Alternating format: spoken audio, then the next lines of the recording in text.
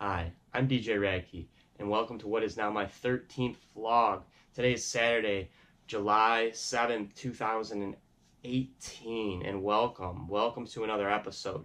Today we're going to cover the school in brief and how I set up my folders in my Serato program.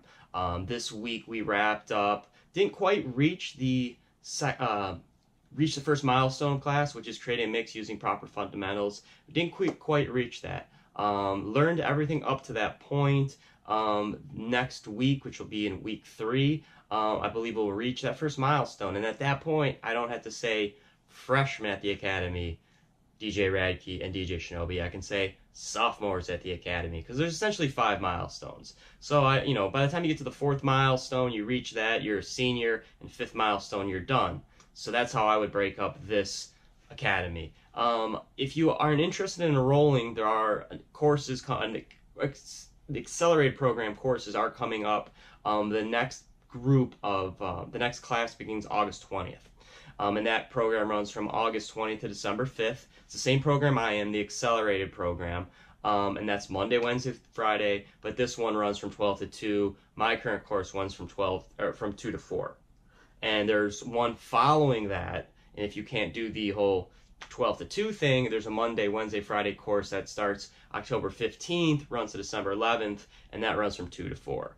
And a great news regarding our actual location, the Hollywood/Miami location, is we're the only location that's currently running the accelerated program, and that's according to Scratch's website. Went to their website to verify. We've announced 2 different programs, and neither the LA, New York, or Chicago locations offer accelerated programs currently at this time. So don't know if they do have some ideas in mind moving forward. Maybe it's just a seasonal thing. They don't run accelerated programs in the summer. But regardless, if you do, in America right now, if you want to be a Scratch DJ, you got to come to the Hollywood, Miami location, and it's a great location. So if you're somewhere else in the world or somewhere else in the U.S. and want to come to the academy, I welcome you. We all welcome you. And hopefully you'll at least inquire on the website, check it out. And if you want to know more, follow my vlog, contact the academy. A lot of awesome people always there that can help you out. So in reaching this first milestone, I need to create a mix. Now, this is a little bit different than preparing for a set. I talked about preparing for a set, and that's different. I'm preparing for specific people at a specific time. I'm going to prepare a different set from a daytime gig to a nighttime gig, age. Set preparation is much different than a mix preparation. Now, I've done multiple mixes. I would say I've done probably 10 legit hour-long mixes. I use the term legit pretty weak, loosely we'll say, because they're mostly pretty weak. The early ones I've deleted. I've got them out of any access. They're just really bad, but they were out there. You start with something. So advice, start somewhere. Make a mix. It's probably going to be horrible. Actually, it is going to be horrible. I know, I can almost guarantee it. Unless you're some Beethoven-esque DJ producer who you, on your first mix, create a masterpiece.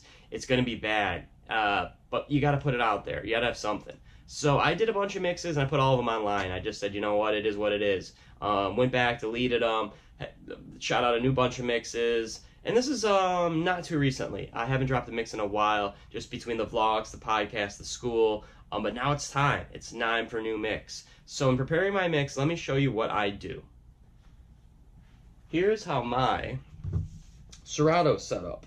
So being that we don't have our mixer or controller or turntables, whatever, we don't have anything connected to this computer, we have just a screen to be able to play the songs and not actually mix and blend. There is an option, but we'll talk about Serato and the details and techniques of Serato. Either I'll talk about them, or there's tons of awesome blogs out there you can learn about Serato. So Serato.com, there you go, check that out. It's an amazing website.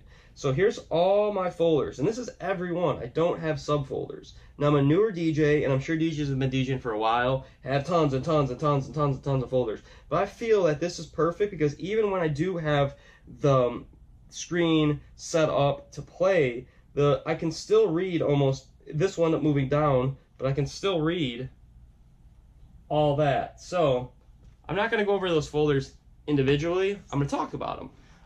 I have them set up like this. And in no particular order. I guess they end up coming up naturally in alphabetical order. You can move them around however you want to put them in order, but I'm talking about compiling a mix and using these folders, the folders I've set up to make a mix. So I have all these folders set up. I've gone through them. I've cleaned them up. Might have redundant songs. I have some songs that fit into 2 different folders. I'll explain that briefly. So I have a folder called Avant Clean. Avant was a place I had a residency at. It's in Delray off the Ave, and I had a Friday and Saturday night residency. So I needed a folder just for that. So if I wanted to make a mix of top 40, throwback, some new rock even that's remixed, think Friday and Saturday night nightclub, lounge-ish environment, but for people that are wealthier and a little bit older. So maybe the average demographic there was from like 35 to 55, wealthy. That's a set. And that's a mix. I can make a mix for somebody who would be interested in that kind of genre. So again, that's Avant Clean.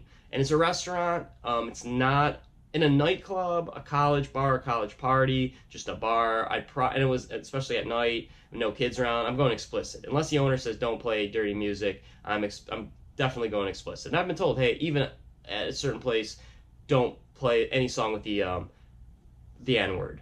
Don't play a song with the N-word in it. So again, I'm not going to take a chance. Maybe it's not the N-word, maybe it's the F-word. So have a clean file ready. Have it clean and ready to go, because you get a call and it's a restaurant and you go there and you're like, man, all my music's explicit, or you forget and you have a family in there and a really, really bad word comes out. It's bad for business, probably bad for your career there at least. So file 1, I call it Avant Clean. You could call it Restaurant Clean, Lounge Clean. I just titled it Avant because that's what I was working. I also have Rock Explicit. I talked about that in the last vlog. Rock was a bar I worked at, and it's almost all the same music, except it doesn't include 80s music, and it's explicit versions. So if I'm doing that kind of situation, go to Rock Explicit. I use Rock Explicit at the college party because obviously I don't have to worry about cleaned up music, and it just fit the feel for the day. So again, Avant Clean, Rock Explicit. You could call it Restaurant Clean, Nightclub Explicit, however, but you got to have both versions. You have to. That's just facts. That's DJ facts. Then I have Rap Clean, Explicit Clean. Again, 2 folders. Sometimes I'm just doing just rap. So the aforementioned folders don't include rap. They have some rap, but like not a lot.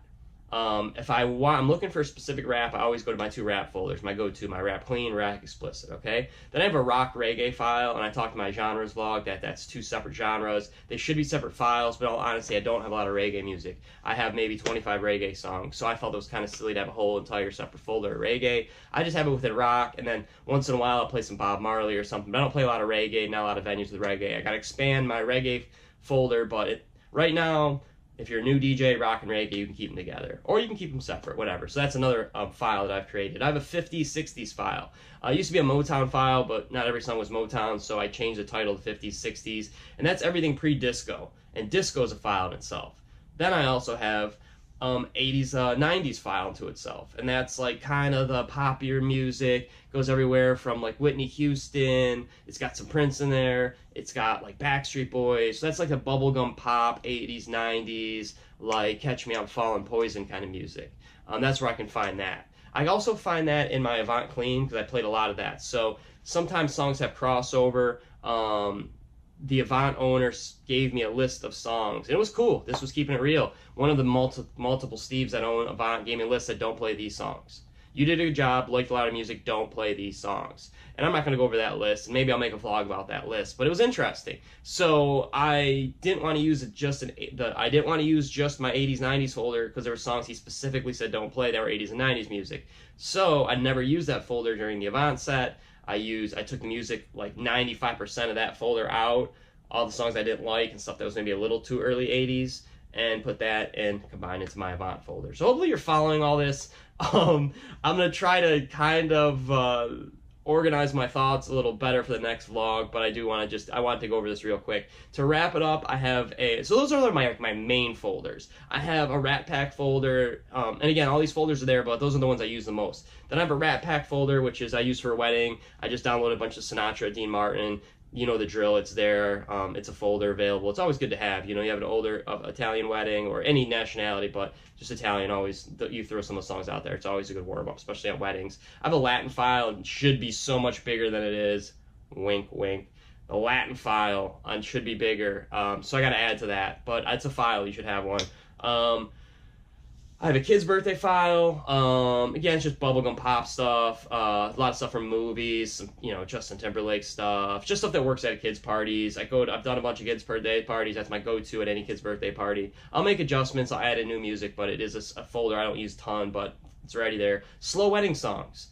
Because, like, you might be at a wedding, I have a wedding folder. I have a wedding folder and a separate folder for slow weddings. So wedding is the obvious. It was the last wedding I did. It was a younger couple. I know I'll use a lot of those music again. So I didn't bother deleting the file. I'm going to keep it as a wedding and add stuff to it. It's got a nice base of songs. Slow wedding was like 15 songs of slow wedding songs because I had it mixed with the regular wedding file, but then I realized at the wedding, I'm like, wow, like they're about to start the slow dance, and maybe I'm like in the middle of like, again, going to the bathroom or eating something quick because it might be a long gig. Like I said, you might have gigs that are over 4 hours and people will feed you.